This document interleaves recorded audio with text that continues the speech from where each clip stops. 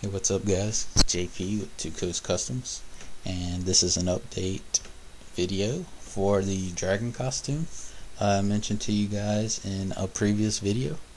And in this video we are making a life cast. Alright, we have the client, as you can see, Randy. He is a very participating client, and he's up for anything, so we're gonna completely cover him in plaster. To do this, I'm using medical grade plaster bandages from Brick in the Yard.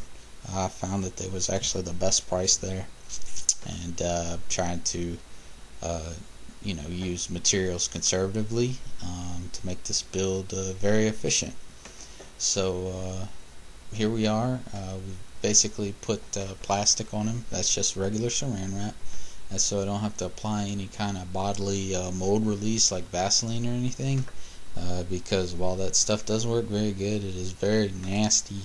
And if you're at somebody's house and they're covering you in Vaseline and you don't have a shower, it could be very nasty. So that's what we did, and I just started going halfway up because it was hot and muggy. We are in Louisiana, and I didn't want my client to get overheated or anything. The plaster bandages I did put on a little thick, so they did kick up quite a bit of heat. So you can see Randy's actually moving back there a little bit, and that's because the plaster set so fast that it just had no time to stick. So that did cause a little deformation in the cast, giving Randy a lot bigger belly than he actually has. However, due to the way I'm designing this costume, that it will actually play in my advantage when I make the cage, so to speak, of steel wires around it. It will give me the proper spacing I need for the electronics and the cooling fan we're going to put in there. So we're doing this mold in quarters because, like I said, this the plaster is firing off very, very hot, and it's kind of weird because we're using very cold water. But you'll see here I'm just adding some sticks, and I'm putting the plaster on there, and what that does is it helps them maintain their shape while they're curing, which is a pretty good idea. And I actually saw somebody else on YouTube, no, it wasn't on YouTube, but it was a video tutorial. They used quite a bit of sticks. So before I started this, I went to Home Depot and bought all of their dowel rods, which I'm finding in the shop come in very handy, so I'll probably keep those stocked up.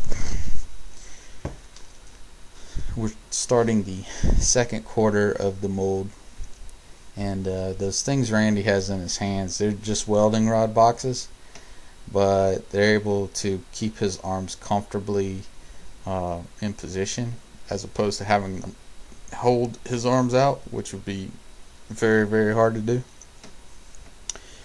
So that's what those are, and you can see we're just basically bandaging them up. If you guys have any questions, you guys can hit me through the YouTube, or you can hit me up on twocoastcustoms.com. I have a message thing there too. So yep. And now we're gonna add some more supports, and basically we're gonna repeat this process till we finish. Like I said, we didn't use any mold release on the client himself. We did end up using Vaseline between the parts where the back and the front cast will actually hook together. But that's basically all the mold release we use. So, and you'll see me I'm applying it right now. So yeah, it actually came out pretty good. And in the next video will be posted up, you'll actually see the fiberglass life cast that was pulled from it put together, and we're gonna start on the wire mesh frame. which will be welded together. Alright guys, this is JP from twocoastcustoms.com.